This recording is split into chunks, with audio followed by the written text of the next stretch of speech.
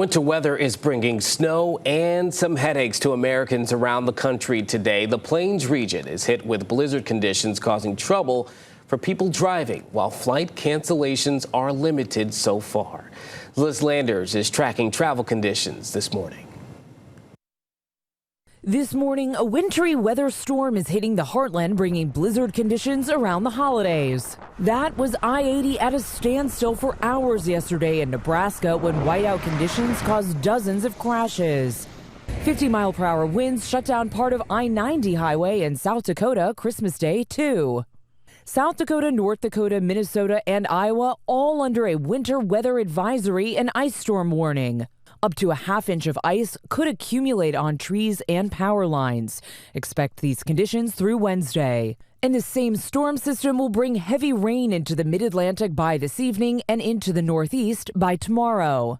These conditions expected to cause travel delays on the roads and in the skies as Americans are eagerly back to traveling for the holidays. 157 flights within, into, or out of the U.S. canceled so far, and 2,111 delayed as of late afternoon Monday, according to FlightAware. One airline mix-up leaving a 6-year-old boy in the wrong city. They told me, no, he's not in this flight. He missed his flight.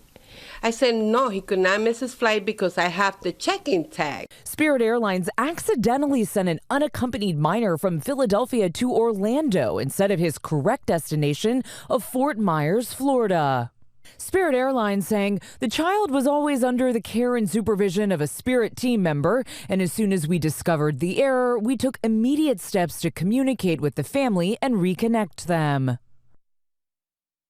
And it has been a record year for airline travel. TSA says that they have seen 12% more travelers this year than last.